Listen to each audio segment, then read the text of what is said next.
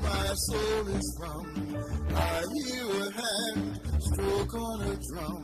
Shades of delight, cocoa hue, rich as the night, Afro blue. Elegant boy, beautiful girl, dancing for joy, delicate world. Shades of delight, cocoa hue, rich as the night, Afro blue. To your lovers are face to face, undulating grace. They gently sway then slip away to some certain place. Shades of the light, cocoa hue, rich as the night, Afro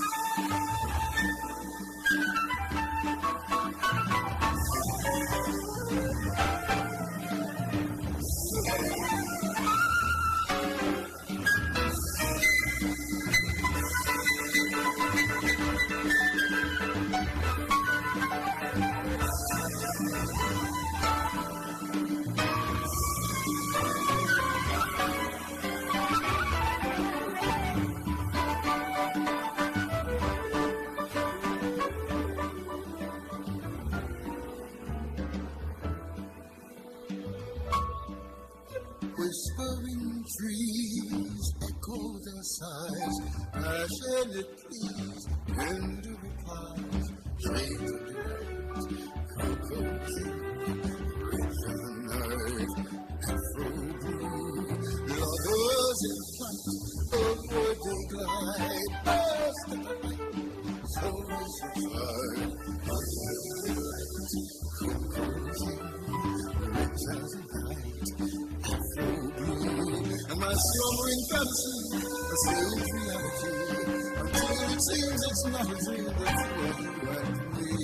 Shades of light, cocoa hue, rich as a night, Afro blue. Shades of light, cocoa hue, rich as a night, Afro blue. And a good Tuesday evening to all of you out there in television land and beyond. Welcome to session number 11. Folks, we only have 4 more sessions to go after this evening. By the way, stay tuned. I have a special announcement with regard to our final 4 sessions of the semester, spring semester 2011 at Cal State Dominguez Hills. This is IDS336. You tuned in to Jazz in the Modern Era. I'm Chet, Hanley, and as always, we're coming to you live and in living ball-headed color from the campus at Cal State Dominguez Hills over LA 36 and all of its local affiliates, as well as the internet. Again, welcome to all of you who stayed with us throughout via your computer. You see how to reach us on your screen, dhtv.csudh.edu. As always, I want to remind you that we are interactive. I welcome your telephone calls anytime. This evening, we are on the air through 10:30. And looking forward to hearing from you. And if I don't hear from you, what it tells me is that you are loving this music, because we got some very, very special things happening on Jazz in the Modern Era. We kick things off with a groove that I think all of you connected with immediately. The legendary Oscar Brown Jr. leading this aggregation. This date was released in 1995. Entitled Then and Now.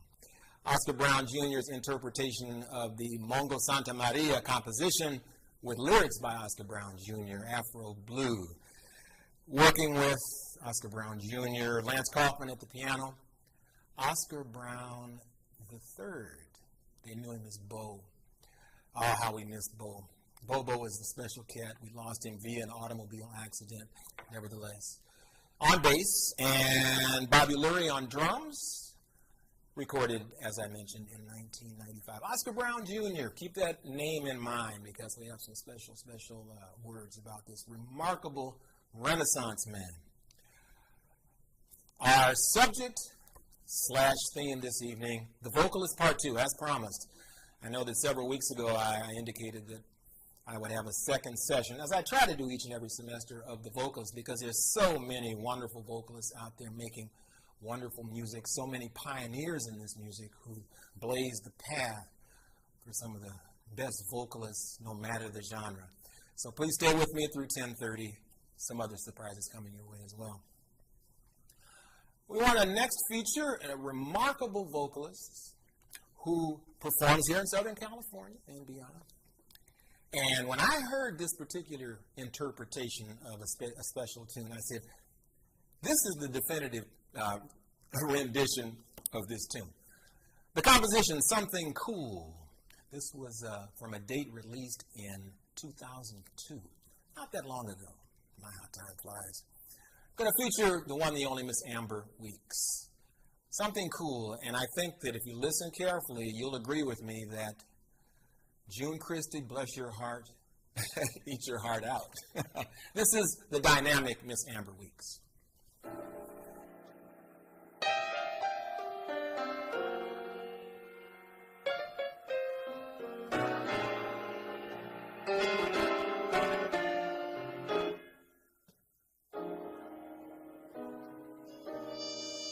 Something cool.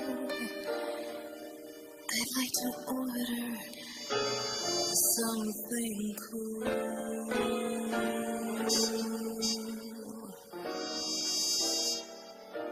It's so warm here in town, and the heat gets me down, yes.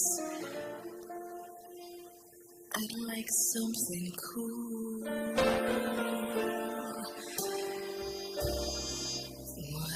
It's nice to simply sit and rest a while.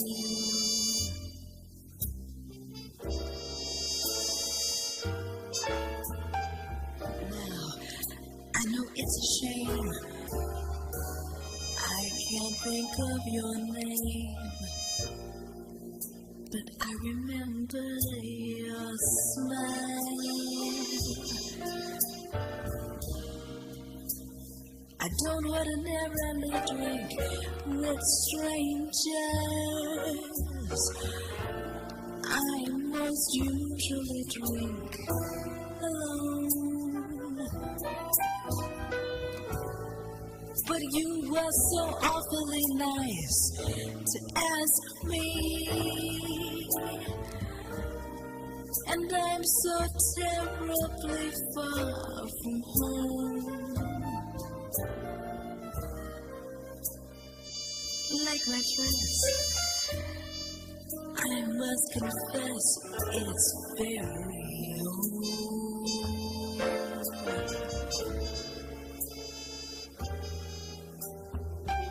But it's simple and neat, and just right for the heat. I'll save my furs for the cold. A cigarette? Well, I don't smoke them as a rule.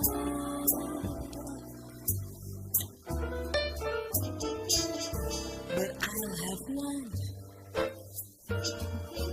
It might be fun with something cool.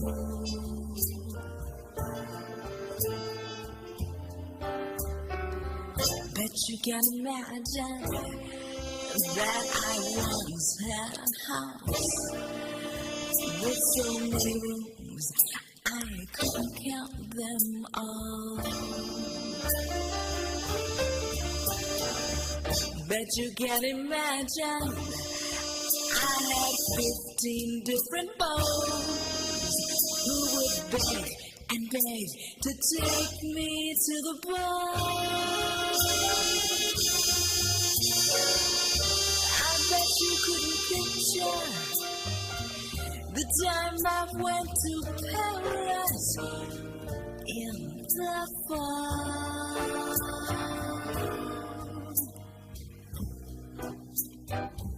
And who would think the man I loved was quite so handsome, quite so tall? Well, it's through. It's just a memory I had.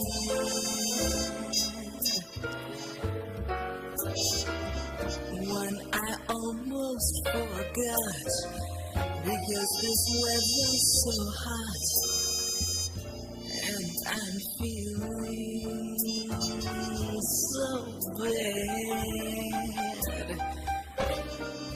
about a date. Oh wait, I'm such a fool.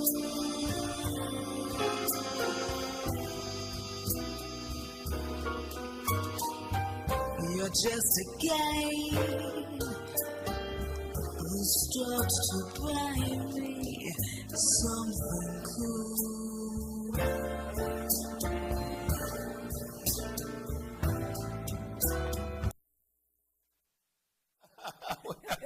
And we're back. This is live television, folks, as I'm always reminded, that fabulous rendition of Something Cool. Miss Amber Weeks vocalizing along with a stellar group of musicians, including Eddie Olivieri on keyboards.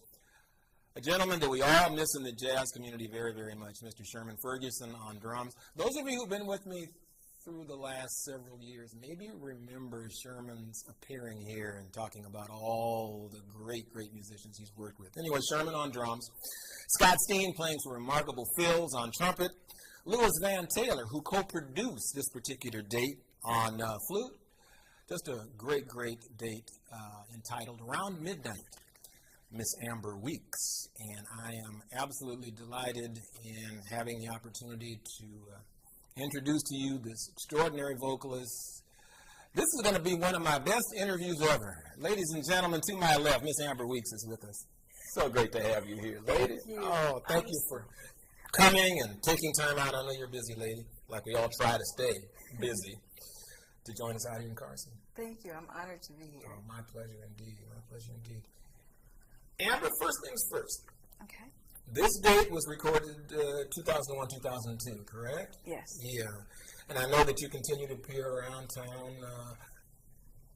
Any upcoming projects or gigs that the audience needs to know about? Well, the one I'm most excited about right now is that I'm going to be at the New Rochelle Jazz Fest in New Rochelle, New York, on July 8th. Mm-hmm. So I'm part of the kickoff evening for the festival. If you're interested in the festival and you want to join me in New York, which is where my parents grew up, and they grew up in Harlem, but it's, just up the way a little. All right. You can go to www.newrochellejazzfest.com and you'll see the lineup. They're putting the website together now, so there's just preliminary information. But I am doing that in July. I am doing a fundraiser next month, and Lanny Hartley and Trevor Ware, who's here with me tonight, and Fritz Weiss will be playing for me on that.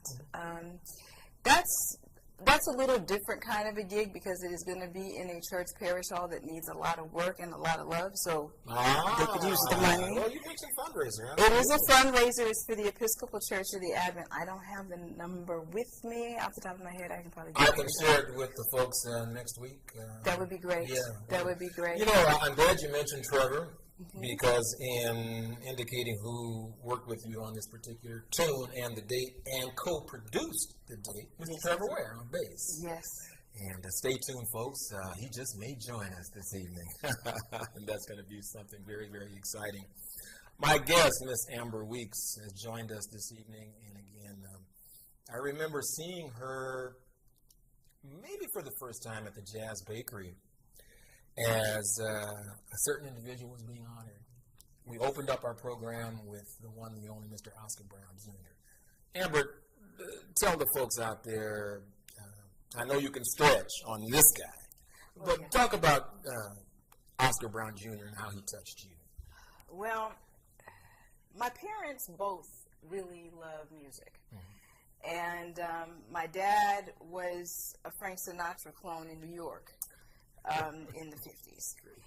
And my mom also sang, and they exposed us to all kinds of music. Mm-hmm. But I told you earlier, when my parents divorced, my sisters and I were in the car with her, and the first, half measure of Oscar's tune, Snake, came on.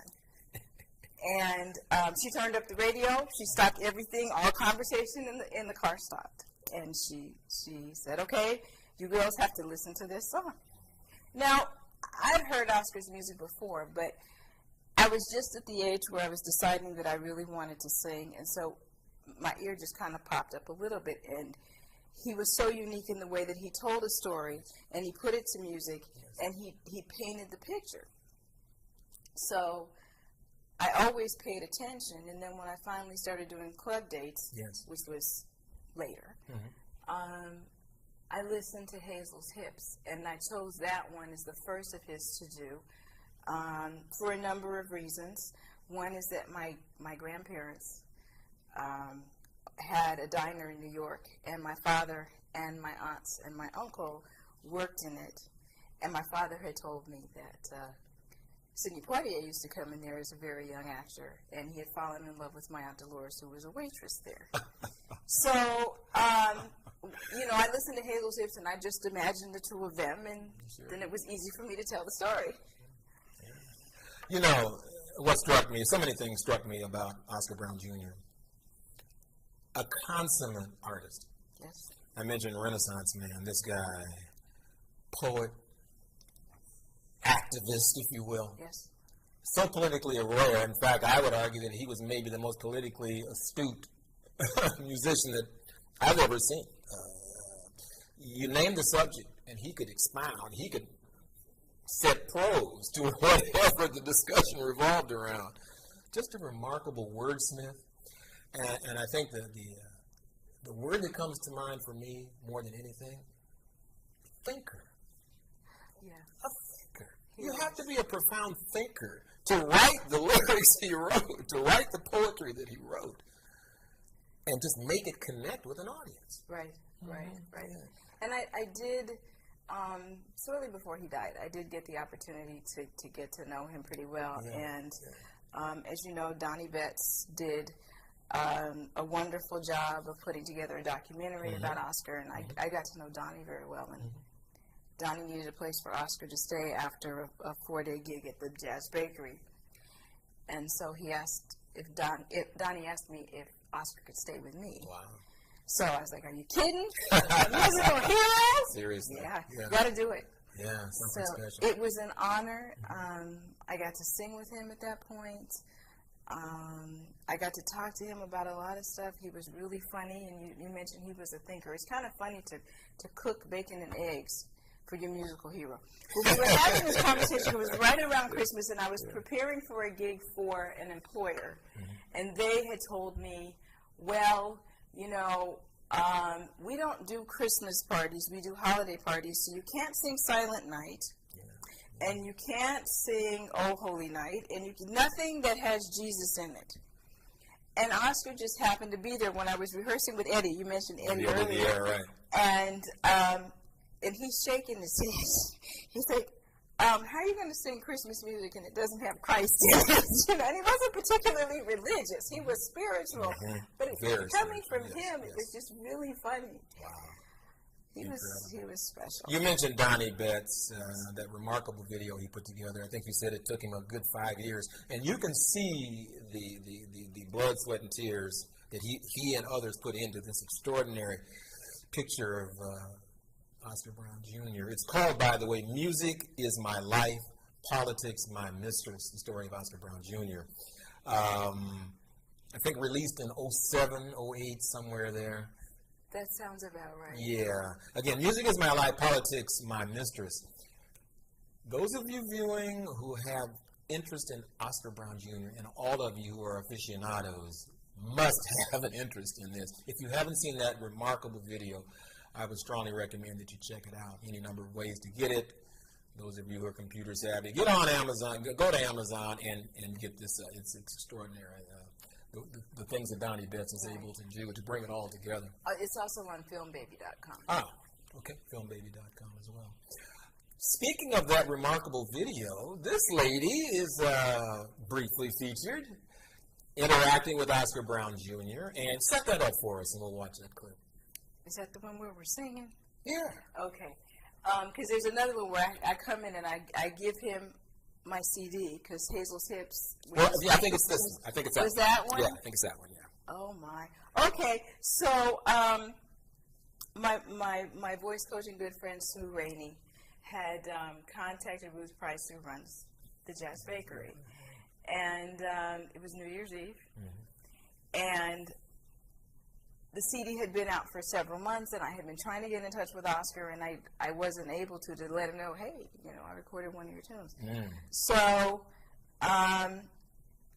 Ruth took me into the green room at the bakery, and here I come in my fur coat. Yes. And that's an extraordinary fur coat. Thank you. And so, she explains who I am. She introduced me, and I hand him. I told him, I said, I hope that Harry Fox has paid you your royalties because I recorded Hazel's Hips. And all of a sudden, there's a film. I noticed that there's a film crew there, and actually it was Donnie Betts and his film crew, and that's how I met Donnie. Yes. So thank you, Donnie. Let's take a look at it. Okay. Great. Harry Fox gave you your check. Okay. We talked about it. They're playing it on the radio. Okay. Oh, that's good. Okay. And this is a note. This is my expression of appreciation. Thank you. How old are you? 60 again.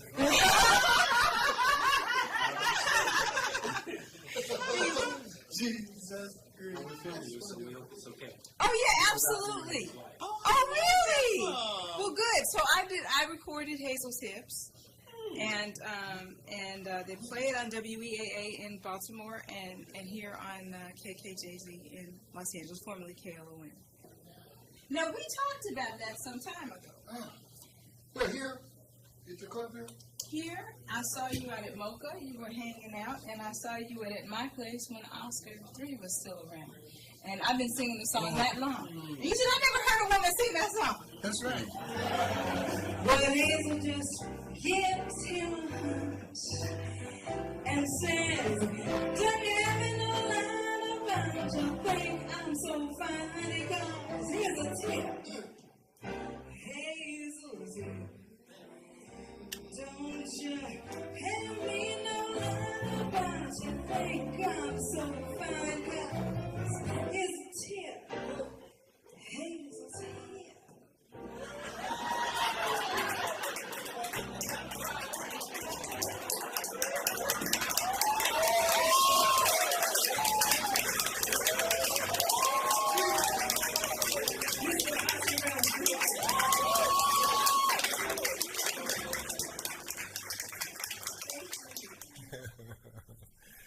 Special Chet, who was a little distracted. God bless him.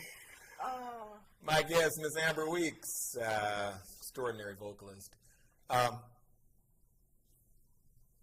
Obviously a huge influence. Yes. But we talked about other influences who have touched you, Amber. This next gentleman not only touched you, but touched other influences on you. Yes. And as promised, oh God, I made this promise several weeks ago when I indicated we'd have part 2 of the vocalist. This is a gentleman that I haven't featured often enough, but I want to try to correct that right now. We're going to feature the vocal stylings of the one, the only Mr. Jimmy Scott. His rendition of All the Way. Little Jimmy Scott.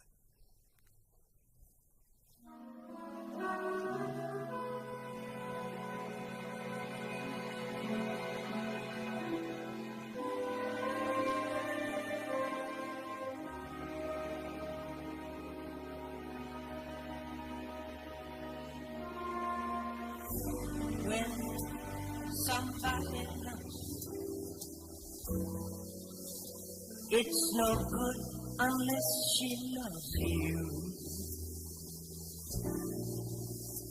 All the way.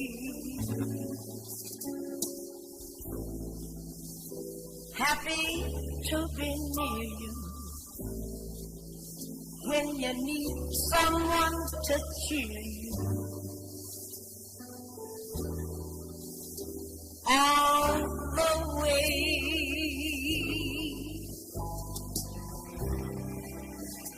Taller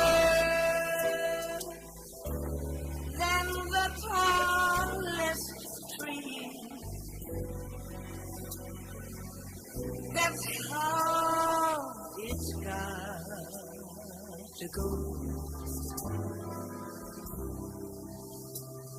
Deeper than the deep blue sea. That's how deep it goes. If it's real. When somebody needs you, it's no good unless she needs you. Oh, the way through the good and lean years, and for all the in-between years. Come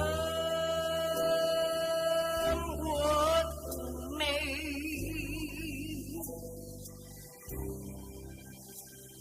who knows where the road will lead us? Only a fool would say. If you let me love you, it's for sure I'm gonna love you. All the way. All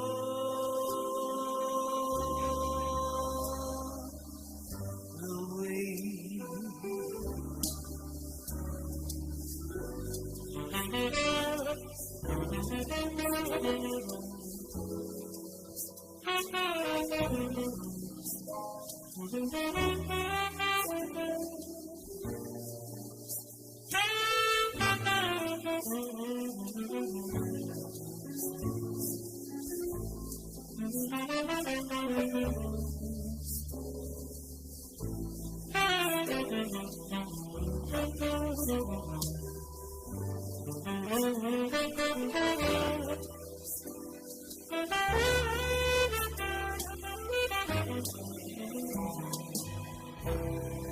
Who knows where the road will lead us? Only a fool would say, if you let me love you, it's for sure I'm gonna love you.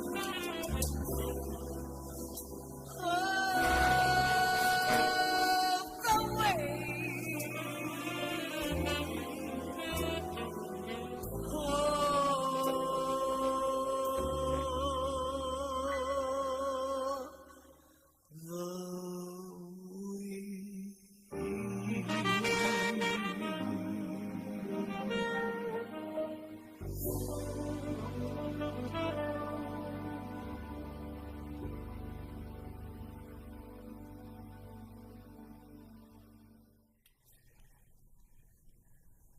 Little Jimmy Scott. Amber and I, by the way, my guest in this, Amber Weeks, has joined us. This is a very, very special Tuesday evening for me and hopefully for you as well. In talking about Jimmy Scott, we were talking about those vocalists who dare to tackle a composition and sing it at that particular tempo. I recall a few semesters back when I had another prominent vocalist in studio, and she made the point that a lot of vocalists are, I don't want to say fearful, but they're a little reticent, maybe hesitant in singing at that kind of a tempo, a la, say, Shirley Horn or Jimmy Scott. And Amber pretty much said, yeah, that's an issue. Talk about that, if you would, Amber. Well, it's a challenge. I mean, Yeah. because people forget that singing is a physical activity. Okay? So just like, you know, an athlete has to have those carbs and that protein That's right. before they you know, sprint or certainly do a marathon, the same is true for singing. You have to be all there. Yeah. Your whole body should be involved. Dwight Trevor was in, he's been in on a couple of occasions, and he echoes those sentiments that you got to take care of yourself. Absolutely, absolutely. And so you have a lot invested when you make that choice. You have to have, your emotions have to be in it. You have to make that commitment to it. You have to, your ear has to be there. And the whole thing about that body, that breath has to be there to sustain those notes. Yes. And part of the commitment, because you're sustaining those notes for such a long time, you have to kind of find the balance of the art of extending the notes, and at the same time maintain the integrity of the story you're telling. You mentioned earlier that you grew up in a house, music was everywhere. Yes. Did you have, growing up, any formal vocal training as a kid? As a kid, no. Mm-hmm. No, but I sang all the time. My parents have pictures of me standing on the coffee table, singing at 4. So it was something that I always did. And I was in my 20s when I actually started getting formal training. I studied with, I don't think we ever talked about this, but I studied with Phil Moore. Ah, Phil Moore. Wow, I was very young. Family. Yikes. Very young. Okay. Yeah, I was very young, but he had a singer's workshop. He and his well, now widow, and she's actually married to John Paisano, but Jeannie Moore. I studied with them, and then I studied with several other vocal coaches, Sue Fink and Catherine Hansen, and now for quite some time I've been studying with the very wonderful Sue Rainey. Hi, Sue. By the way, before we carry on, I do want to indicate who was working with Jimmy Scott on that particular tune. Again, the tune All the Way from the album of the same name. That's the title track. It featured, of course, Jimmy Scott out front vocalizing. David Fathead Newman taking that soulful tenor saxophone solo. Kenny Barron, the master himself, on piano. Ron Carter on bass. Grady Tate on drums. You mentioned John Paisano on several tunes. He's on guitar. So, yeah, some special cats. This was released in 1992 with Jimmy Scott. My guest, Miss Amber Weeks, has joined us this evening. It's just a joy to have her in the studio with us. Jimmy Scott. The lineage is so rich in terms of influences on various vocalists. Jimmy Scott, among others, Dinah Washington as one example, had a profound influence on this next lady we're going to feature. And by the way, don't go very far, because I'm going to have this lovely lady share some of her craft with you in just a moment. But anyway, I'm talking about the fancy Miss Nancy. Huh? Talk about Nancy Wilson, if you would. I don't even know where to start. Give it a shot. Well, my parents were very big fans of hers, and so I think their favorite album was Live at the Coconut Grove, and so her live version of Guess Who I Saw Today is one that I remember. And again, I think for me, as I think about the people who've influenced me, and I think about the songs of theirs that stick with me, it's the ones that tell the story. And so, you know, that's a great one. Her style is her own, but boy, I mean, you hear Jimmy Scott. You do. It's just, it's there. Her phrasing is just so unique. The way that she bends the notes. And the other thing that I appreciate about her, and I think it's one of the things that my parents, being New Yorkers, appreciated about her, is her carriage. Yeah, we're going to demonstrate what Amber's talking about in just a moment. Yeah, special lady. I'll tell you what I like about Nancy Wilson, beyond her stylings as an extraordinary vocalist. She narrated that remarkable series of jazz profiles on NPR. I forgot about that. Yeah, I collected them back in the day. And she literally narrated the lives of so many jazz giants.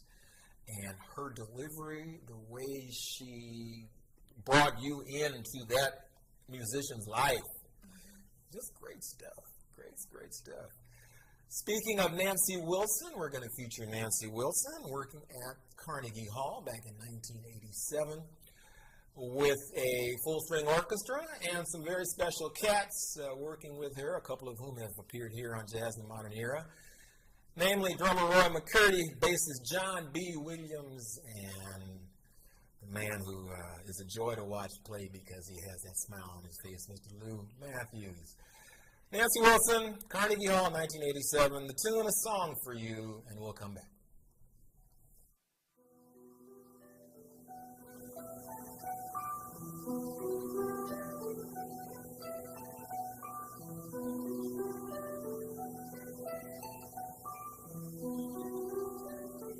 Been so many places in my life and time. I've sung a lot of songs. I've made some bad rhymes. I've acted out my life on stages with 10,000 people watching. We're alone now, and I am singing this song for you. I know your image of me is what I hope to be. I treated you unkindly, but can't you see? There's no one more important to me.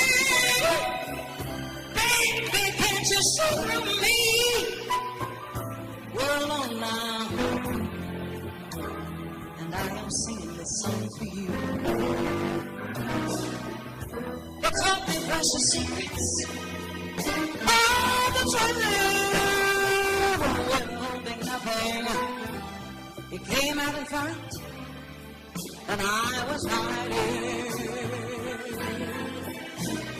Now I am so much better, and if my words don't come together, you just listen to the melody, 'cause my love is in there.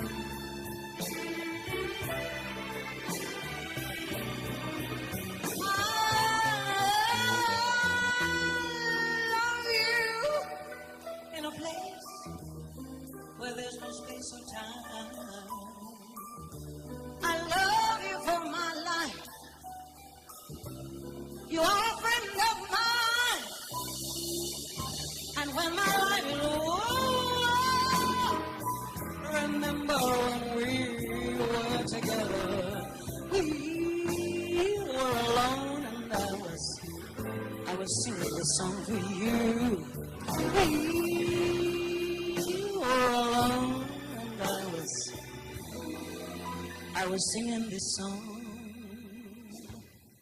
for you.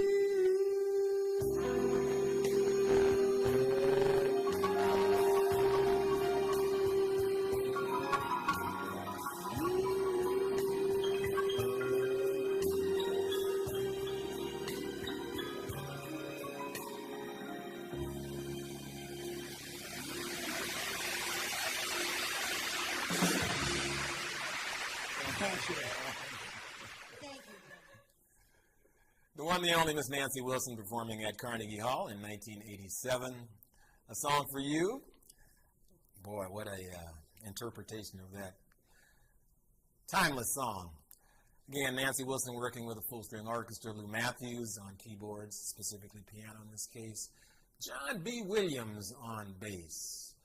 I mentioned to Amber Weeks, my guest, who's going to grace this stage, this makeshift stage right here at Cal State Dominguez Hills in just a moment, that I have a John B. Williams story. I might as well share it with everybody. John B. Williams and I, about 36 years ago, were in the same Lamaze class, assisting our other halves in the birthing process. So we connected many, many years ago. It's a small world. John B. Williams, one of the great bassists of all time. And, of course, Roy McCurdy. What do they call Roy? Roy has a nickname, the Dominator, I think. Roy, one of the most tasteful drummers in the business. First Call Cat. As I mentioned, my guest, Miss Amber Weeks, is with us. If you were here at the top, I featured Amber Weeks singing an extraordinary version of Something Cool. And the bassist on that particular date, Mr. Trevor Ware, who also co-produced the entire album entitled Around Midnight. Trevor has joined us once again. It's always great to have Trevor come out to Carson and work with the cats and the kittens in this case. I want to turn it over to them. They're going to swing for you. Miss Amber Weeks, vocalizing, accompanied by the extraordinary first call cat of our time, Mr. Trevor Ware. And they're going to honor a very special gentleman whose birthday comes at the end of the month. And I'll let you finish that intro. Amber Weeks, Trevor Ware, it's on you. Thank you. Well, as Chet mentioned, excuse me, Duke's birthday is on the 29th of this month. Mm-hmm. So we will celebrate his 112th.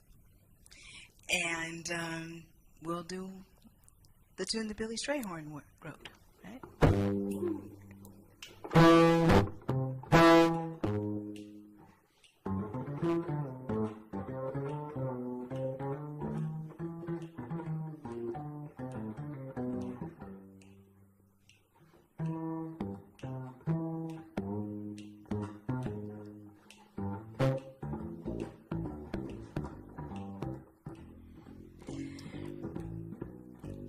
You must take the A train to go to Sugar Hill way up in Harlem. If you miss the A train, you'll miss the fastest way to get to Harlem. Hurry! Get on now, it's coming. Can't you hear those rails are thrumming? All aboard, get on the A train. Soon you will be on Sugar Hill in Harlem. Go, Trevor.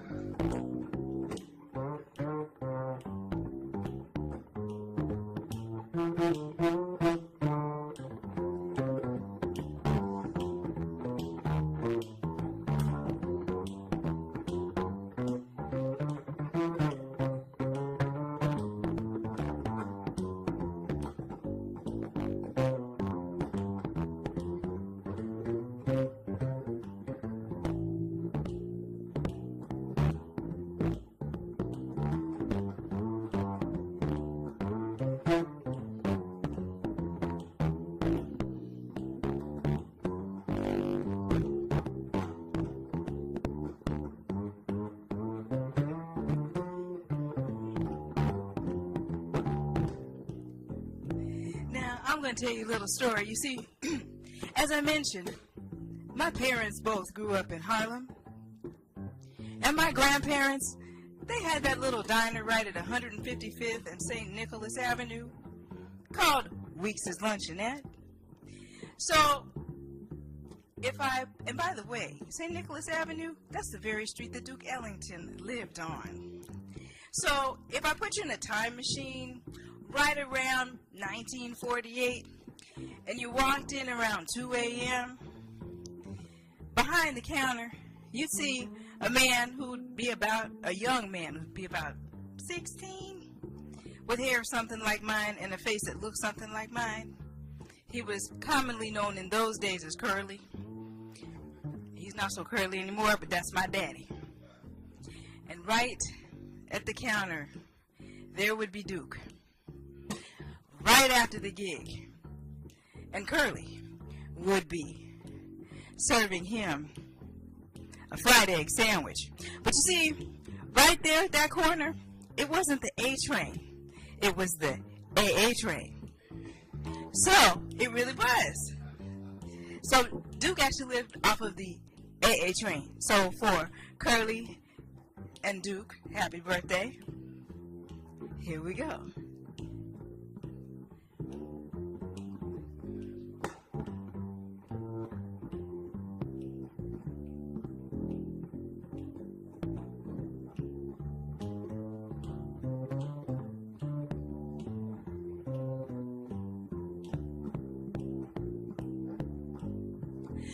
Hurry, get on now, it's coming. Can't you hear those rails are thrumming? Alright, get on the A train. Soon you will be on Sugar Hill in Harlem. Soon you'll go to Sugar Hill. You'll go to Sugar Hill. You'll be in Harlem.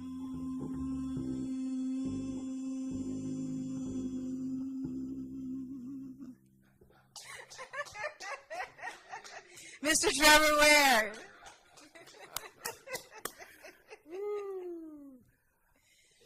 Amber Weeks, out front, working with Trevor Ware. Take the A train. Sugar Hill, Harlem, all of those very, very special places and things that we all in this jazz life connect with. And it's so great to have these extraordinary musicians join me this evening. See a toll-free number on your screen, 800-339-1193. Just listen to this remarkable music. We're going to have this great duo do another tune. We're going to slow the tempo, right? Yes. Great, great. Take it away. Okay. All right. We've talked a little bit about Oscar, and he is the father. He was the father of 5? 2 girls? 2 girls. 3 girls. 2 boys. Yeah. So, one of the things, I think we kind of touched on his political activity, but he was also very, very involved in the civil rights movement. And several of his children were born during that era. And this is a song that he wrote for them.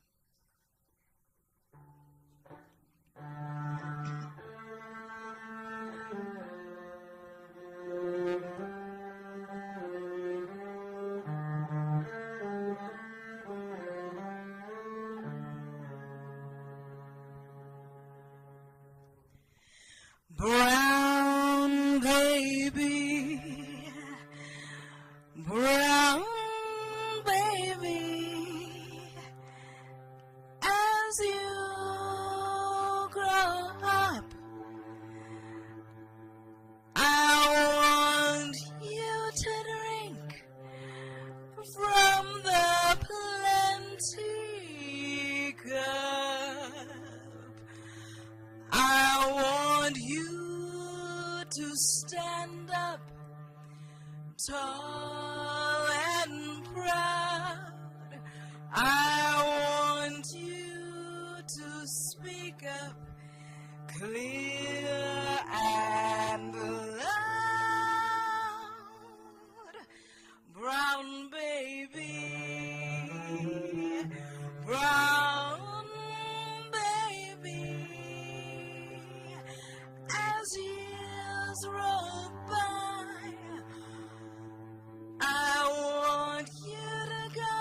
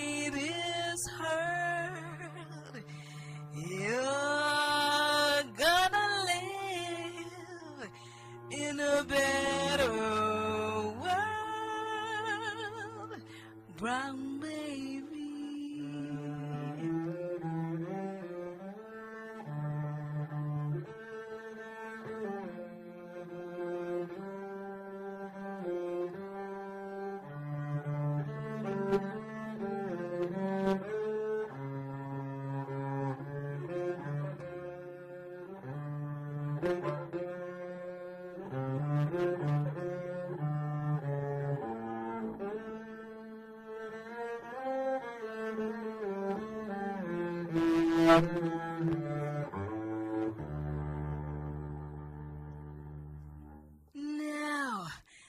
lie away, sleeping. Lie away here in my arms while your mommy and daddy protect you and keep you safe from harm, oh my little brown baby. Brown baby, it makes me glad that you will have things I have never had. When from men's hearts all hate is heard, you're gonna live in a better world, brown baby.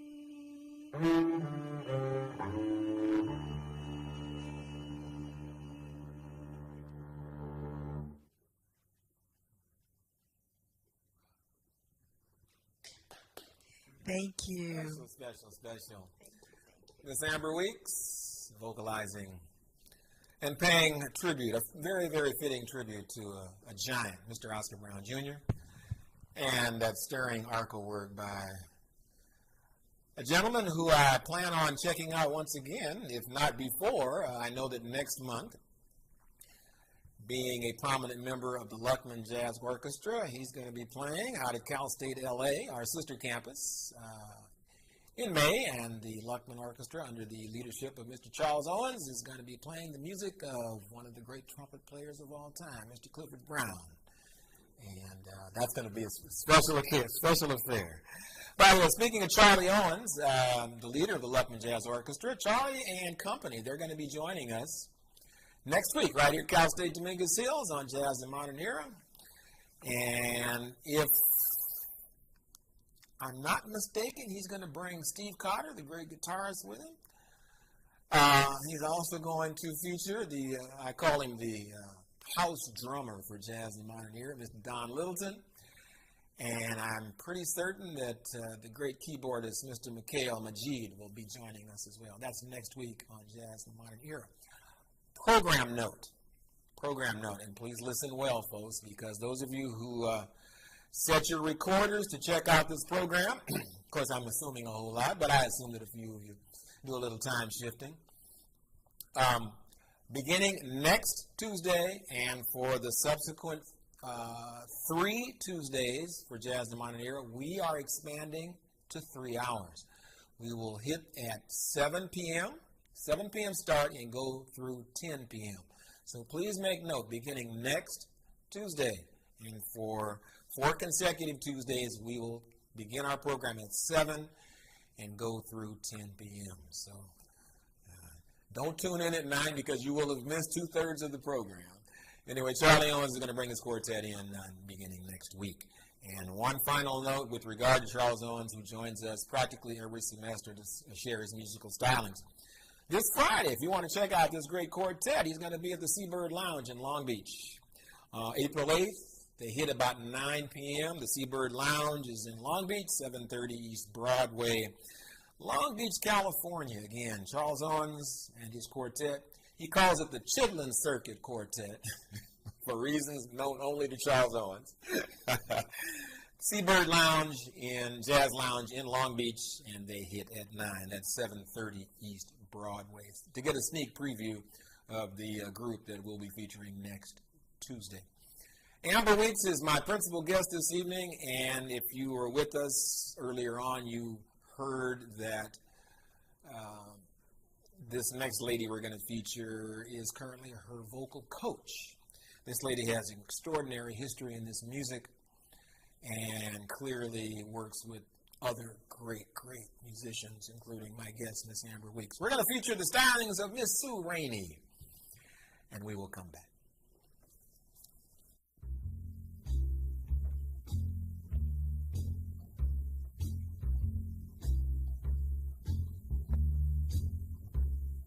Now you say you love me, well, just to prove you do, come on and cry me a river, cry me a river. I cried a river over you. Now you say you want me, well, just to prove that it's true, come on and cry me a river, cry me a river, 'cause I cried a river over you. You drove me, nearly drove me out of my head, while you never shed a tear. Remember, I remember all that you said. Told me love was too plebeian, told me you were through with me, and now you say you want me, well, just to prove you do. Come on and cry me a river, 'cause I cried a river over you. You drove me, nearly drove me out of my head, while you never shed a tear. Remember, I remember all you said. Told me love was too plebeian, told me you were through with me, and now you say you want me, well, just to prove you do. Come on and cry me a river, cry me a river, 'cause I cried a river over you. Oh, I cried a river over you. I cried a river over you. So many tears came down. I cried a river over you.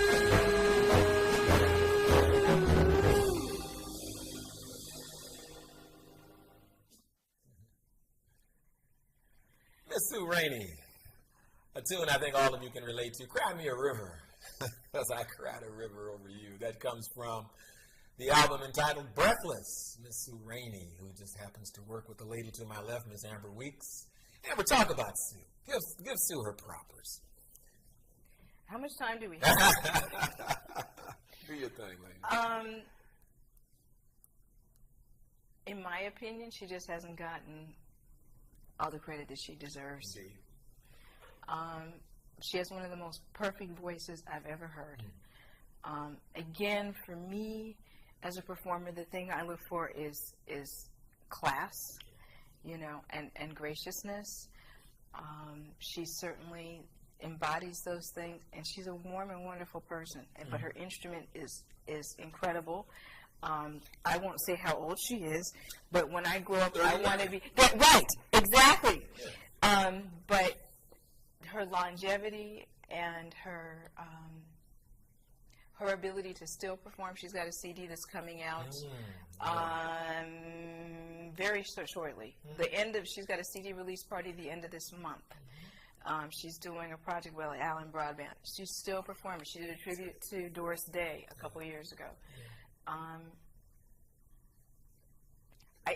so overwhelmed because I feel so lucky to have her as the person who is assisting me in crafting my art at this point in my career. It's an honor. She has a great instrument. She comes up with wonderful ideas. Her phrasing is wonderful. Like me, she's just really committed to the lyrics being heard, and the way that they were written, like Ella would. And she's, I just wish that more people knew about her. Indeed. Quite a vocalist, quite a musician, and obviously quite a teacher, a mentor. she's worked with you. And Thank you. you've absorbed what she's had to share. A couple of quick notes. I try to bring some new literature each and every week for those of you out there watching to check out if you want more information on some special people. This is Scott Yanow, the noted writer. This man knows more about this music than I'll ever know. And he's written a number of books, and this, I think, is his latest publication entitled, speaking of our topic this evening, it's called The Jazz Singers, The Ultimate Guide by Scott Yanow. It was published in 2007, and he talks about the lives of any number of great vocalists, all the greats, the Ella Fitzgeralds, the Billie Holidays, the Sarah Vaughan's, the Sue Raineys, and many others. So I would strongly recommend that you check out this book. I don't think you'll be disappointed. My last announcement, again, and those of you who are enrolled, a few of you continue to disappoint me. Your project is due, what is that, April 22nd. That's a Friday. It's right around the corner. A few of you have yet to contact me to let me know who you are profiling in either your audio or video biography. I've heard from the rest of you, and thank you for sharing with me who you're going to put the spotlight on. I'm anxious to hear about or learn more about the likes of Dizzy Gillespie and others. But there remain a few of you out there who have yet to contact me to let me know, A, who you're doing, and B, if you need any assistance. Nothing. You know how to contact me. There are my contact numbers, an email, as well as a telephone number. If you call that number and you get the squawk box, leave a message. It's real simple, folks. Come on now. The last thing I want to do is submit an F for you, and I will do that if I receive nothing from you. And just be advised, there are no incompletes in this class. You either submit the project or you don't submit the project. So, a word of the wise. We featured Amber Weeks working with the great Trevor Ware live right here from Cal State Dominguez. So we're going to feature a tune from Amber's album entitled Around Midnight. And I'm going to let Amber set this up. Really? It's got quite a You don't have to share the whole story, but tell the folks about this next tune we're about to hear. It's provocative, at least the time. Extremely, yeah. Don't you feel my lady? Well, it's a Mississippi Delta style kind of a blues tune that Lula Barker did. Am I saying her name right? Yes, I think so. And it was written at a time when provocative lyrics were okay, sort of. Yeah. And it's a fun tune to do, but I had to change the lyrics a little bit because it was just a little bit too risque. It was a little too risque. But I was honored to perform it and record it with the wonderful Phil Upchurch. Yes, indeed. And I think we had fun in that gig. I think Trevor's playing bass on that one, yes, too. Indeed. Yeah, absolutely. That's what it starts with. Sure. Yeah. So. All right, the name of the tune, Don't You Feel My Leg, Miss Amber Weeks.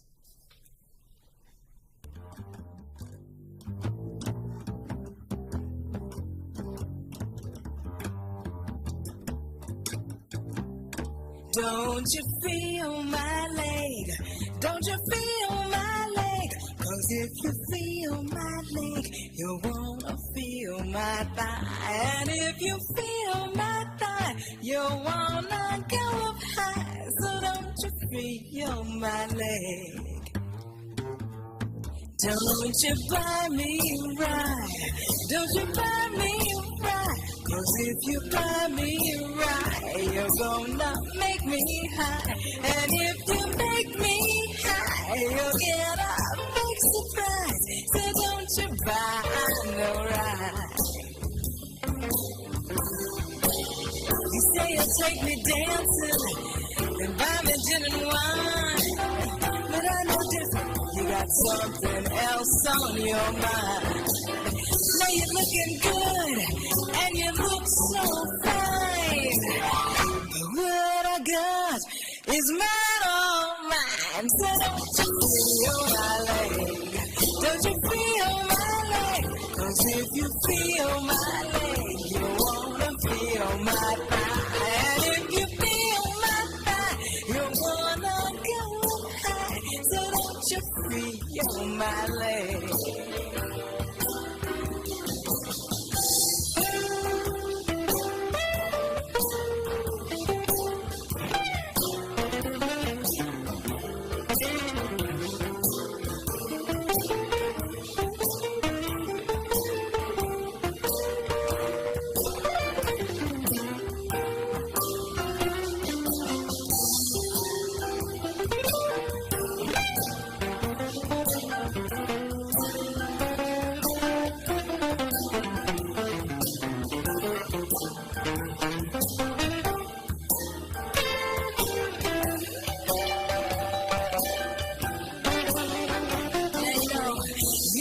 Reputation all across the land.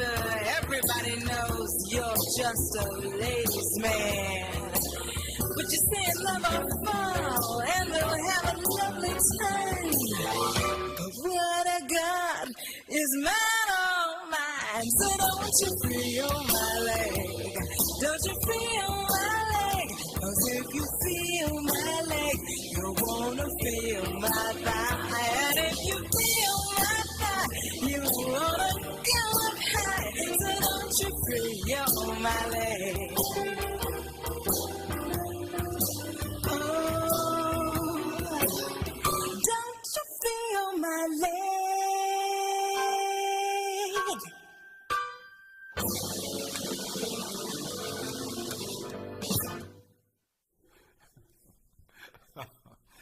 What a great tune. Amber Weeks, my very special guest. The tune, Don't You Feel My Leg? My goodness. This appears on her album entitled Around Midnight. Miss Amber Weeks working with Trevor Ware on bass, Sherman Ferguson on drums, Mr. Phil Upchurch on guitar, and Mr. Danny Grissett on piano. Just a great, great tune. A tad bit risque, but who cares? We're having fun. Quick note. My other special guest this evening, Mr. Trevor Ware, the extraordinary bassist supreme here. Mr. Foundation, Mr. Rock of Ages himself. He's going to be performing here locally over the next few days, specifically tomorrow, Wednesday evening. He's going to be working with Kenny Burrell's band. Kenny Burrell, one of the great guitar legends, also heads up the Jazz Studies program out at UCLA. They're going to be appearing at Catalina's. That's tomorrow evening. Kenny Burrell, the band that includes my other special guest, Mr. Trevor Ware. That's tomorrow, Wednesday, April 6th.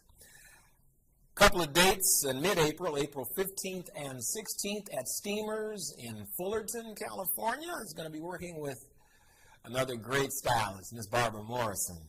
So again, that's April 15th and 16th at Steamers. And finally, on the 23rd of April, he's going to be appearing at Soka University in Orange County, Soka, S-O-K-A, working with Nat Adderley Jr. That's right. That's going to be quite a session.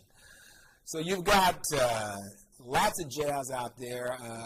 As I try to do each and every week, sometimes I miss not indicating that you need to go out and hear this music live. Because it's one thing to listen to records, tapes, watch videos, but it's a whole different experience to see it actually happening before your very eyes. So get out and check out some of these dates, and you will be rewarded.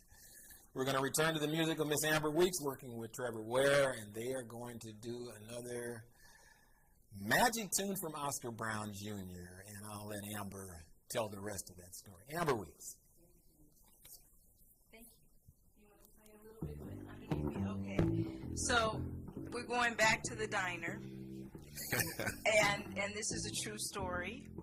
I found out later that my aunts and my uncle and my daddy all worked in the diner.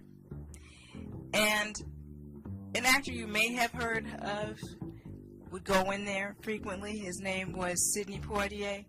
Little known actor. Nobody knows him, right? Okay. So he met my Aunt Dee, Aunt Dolores. They fell in love and they were engaged. Now, my father's good for telling you good long tales about all the things that happened in New York. Basie's band coming in and having a battle with Tommy Dorsey's band. And the Battle of the Bands went on until like 4 o'clock in the morning. Anyway, when I heard Oscar's tune, Hazel's Hips, it made me think of this. And by the way, Sidney Poitier does tell that story in his book, This Life. So, in memory of my Aunt Dee, in celebration of that relationship and my family ties to New York, we give you Hazel's Hips. Hazel's hips are a concert of contours and curves as she slips to and fro around the table she serves. He buys 6 meals a day in this crummy cafe 'cause he sees Hazel that way. Hazel's eyes are divine and her hair is so fine, but those hips bring the tips. Hazel's hips have a rhythm so gently controlled that her trips to the kitchen are joy to behold. He loves to just sit and gaze at the way Hazel sways when she's carrying trays. Hazel's eyes are divine and her hair is so fine, but those hips bring the tips. Hazel dips him his soup, serves him his cup of tea. His heart flips when he sees Hazel smiling at him. So he says, honey bunch, can I have you for lunch? But Hazel just gives him a hunch and says, don't have me no line about y'all think I'm so fine, 'cause here's a tip, Hazel's hip. Don't you hand me no line about y'all think I'm so fine, honey, 'cause here's a tip, Hazel's hip.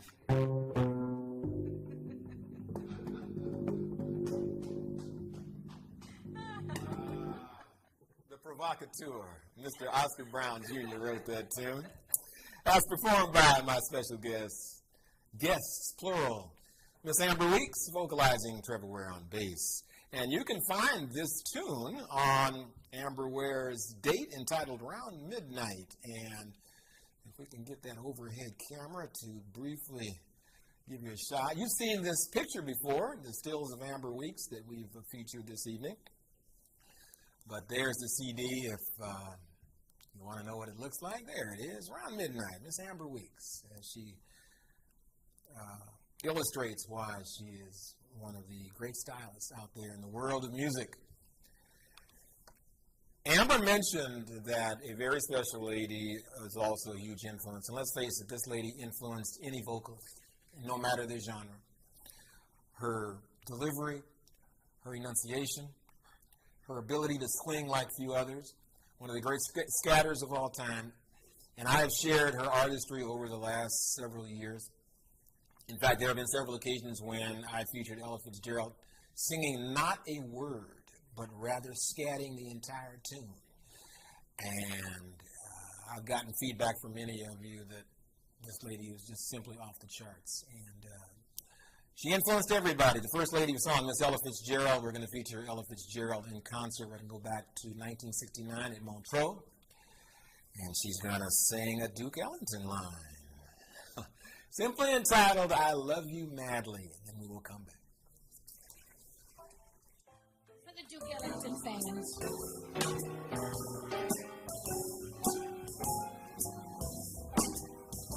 Love you madly, right or wrong. Sounds like a lyric to a song. Since it's so, I thought you ought to know. I love you madly. Better fish are in the sea.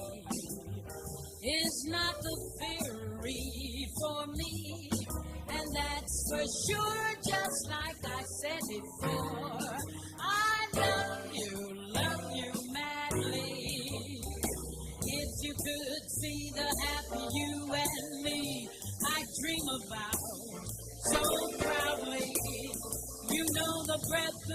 spring that makes me sing my love song so loudly. Good things come to those who wait. So just relax and wait for fate to hear the day I'll hear you say to me, I love you madly. This is the way we think they might sing it nowadays with the modern sounds.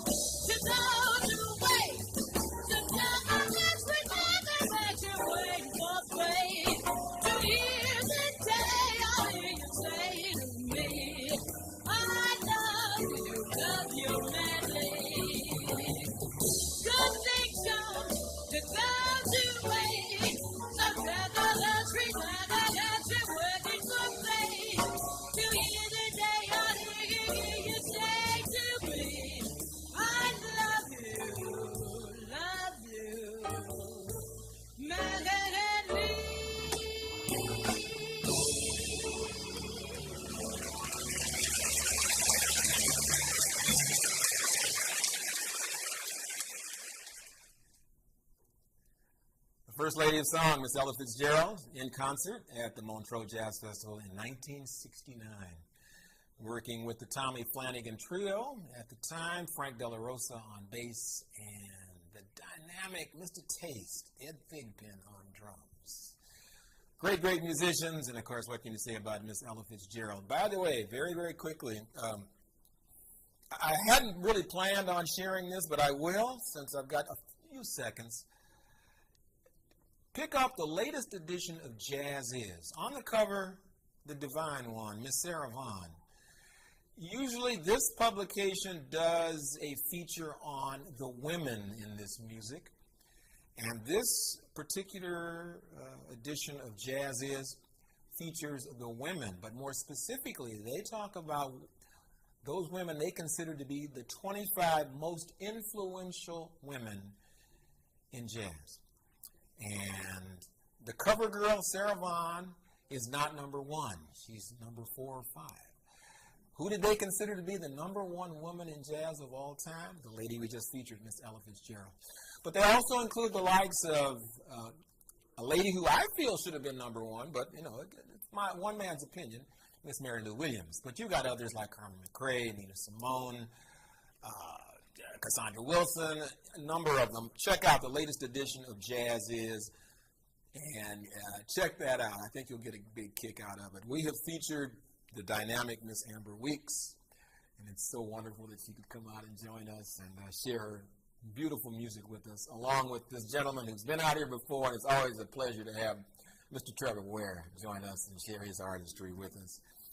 And again, a reminder, I want all of you to be advised that next week and in the subsequent weeks through the end of this semester, we will begin our broadcast at 7 and go through 10. So we've expanded from 90 minutes to 3 hours. I'm so glad we can stretch out.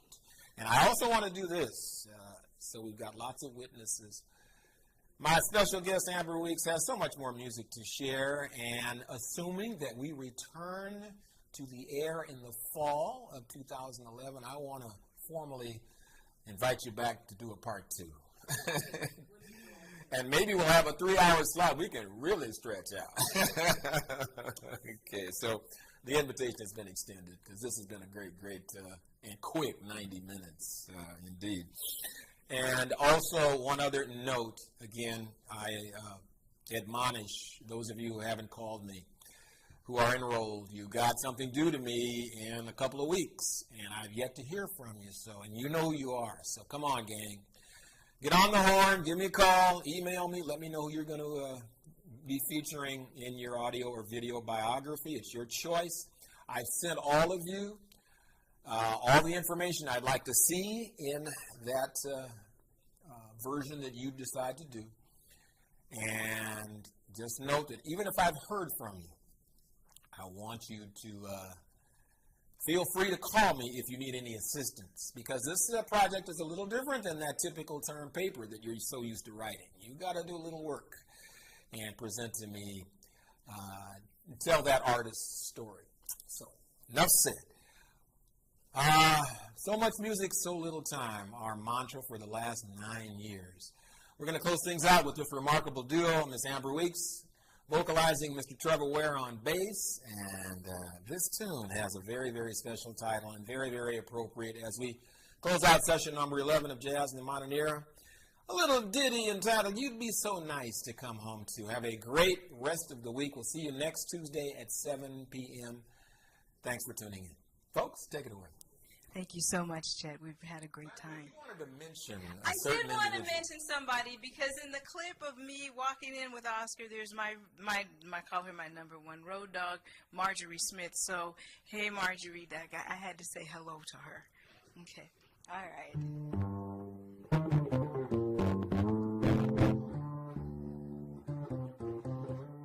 And thank you, Chet.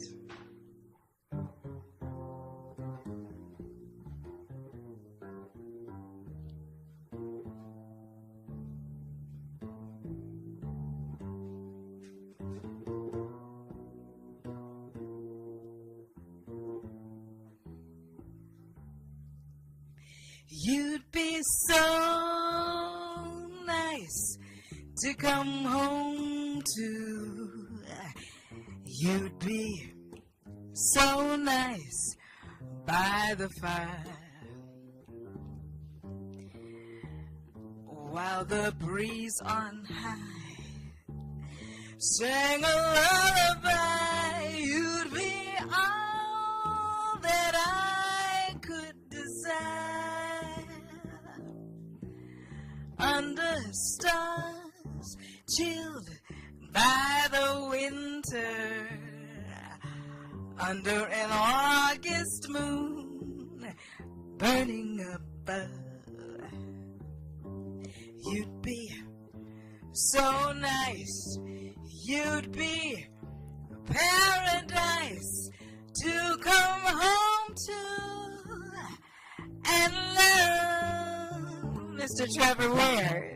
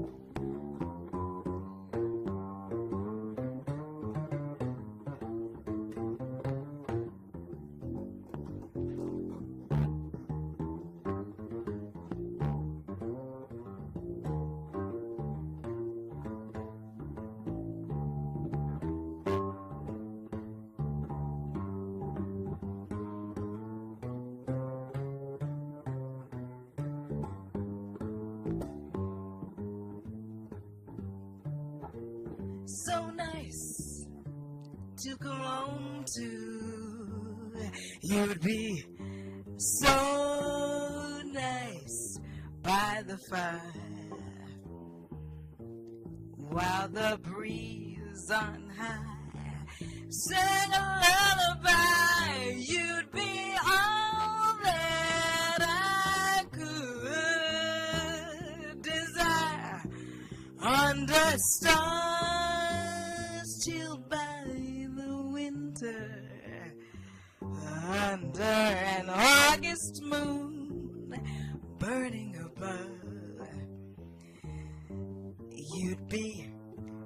so nice.